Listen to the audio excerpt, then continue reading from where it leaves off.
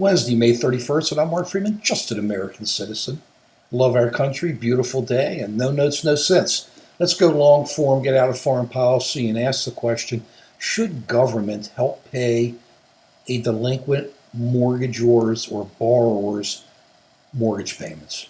That's a real question to ask. Now, let's step back and look at it quickly overall. I've always been open that I've been a believer that a lender should work with their borrower, if their borrower's in arrears, to try to work something out. It works for both parties, especially if it's successful, the workout.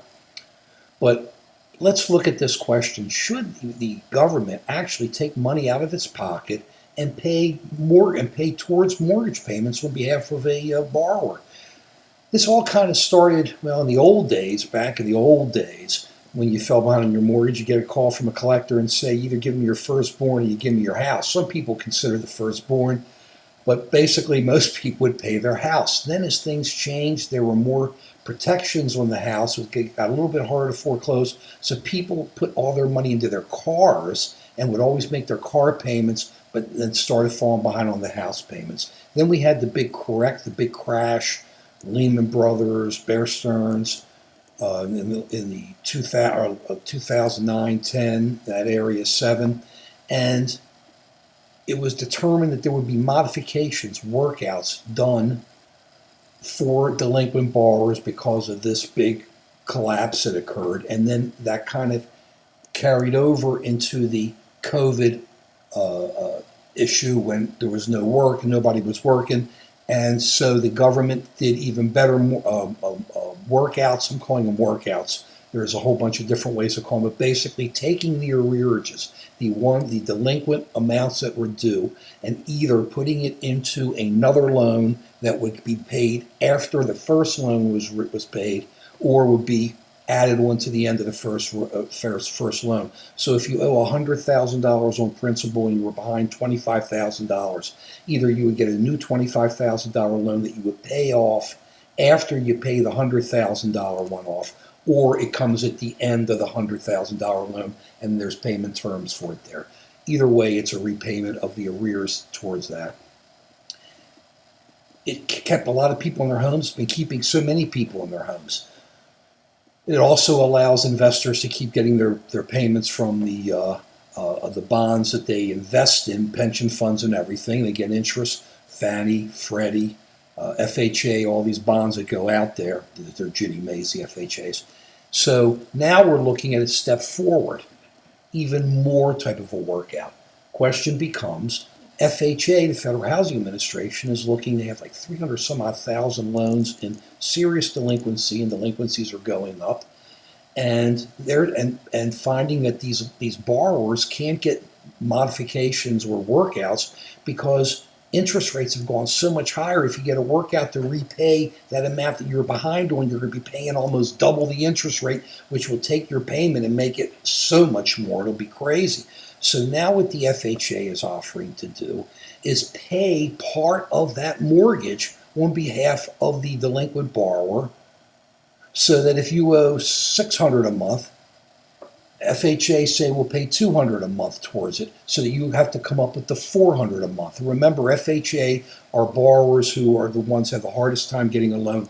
First-time borrowers, those type of people, don't have that much money down on the property. And if you're that far behind a delinquent, you probably have no equity in the property. So now the question becomes, should the government actually take money out of its pocket and pay it towards a loan on behalf of a delinquent mortgagor? Here we're talking, it could be 300, 320, 350,000 people. What a question.